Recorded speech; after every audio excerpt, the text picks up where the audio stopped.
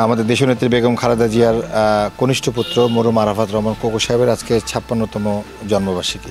শহীদ রাষ্ট্রপতি জিয়াউর রহমানের কনিষ্ঠ পুত্র আরাফাত রহমান কোকোর ৫৬তম জন্মবার্ষিকী উপলক্ষে বগুড়া জেলার গাবতলী উপজেলার সুখানপুকুর রেলওয়ে হাফিজিয়া মাদ্রাসা ও লিল্লাহ বোর্ডিংয়ে দোয়া মাহফিলের আয়োজন করা হয়। উক্ত অনুষ্ঠানে সভাপতির দায়িত্ব পালন করেন আরাফাত রহমান কোকো স্মৃতি সংসদ বগুড়া জেলা শাখার সভাপতি জনাব অধ্যাপক সাজ্জাদুজ্জামান সিরাজ জয়।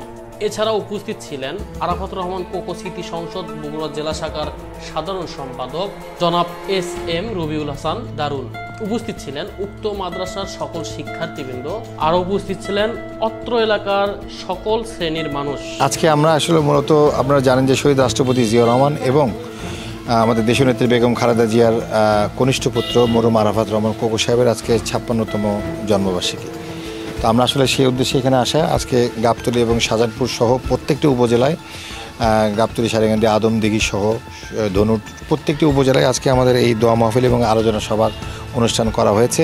মূলত শহীদ রাষ্ট্রপতি জিয়াউর রহমানের পরিবার এবং তার দুই সন্তান, আমাদের ভারপ্রাপ্ত চেয়ারম্যান জনাব তারেক রহমান এবং মরহুম আরাফাত রহমান কোকো, এই পরিবারটি যে নির্যাতিত হয়েছে এবং বিগত ১৭ বছরের যে নির্যাতন, সেই নির্যাতন কারণে এই আমাদের মরহুম আরাফাত রহমান কোকোর মৃত্যু হয়েছে। আমরা ফ্যাসিস্ট সরকারের নির্যাতনের শিকার হয়ে উনি মারা গেছেন।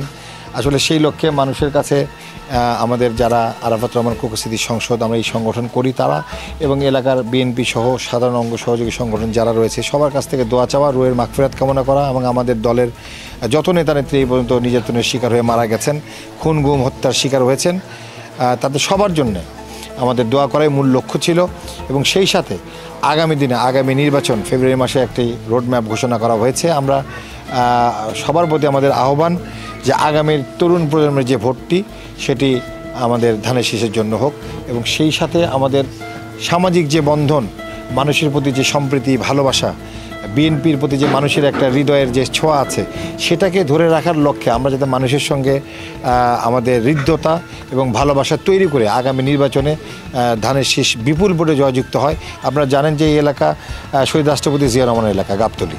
তো আমরা গাবতলী, শাহজাহানপুর সহ গোটাল বগুড়া জেলা আমরা এইটাই চেষ্টা করি যাতে আমাদের আরাফাত রহমান কোকো স্মৃতি সংসদের এই ব্যানার থেকে এবং এই সংগঠন থেকে আমরা চেষ্টা করি মানুষের সাথে আমাদের হৃদ্যতা এবং ভালোবাসা তৈরি করা, যাতে মানুষ বিএনপিকে ভালোবাসে এবং বিএনপির কর্মকাণ্ডকে ভালোবাসে।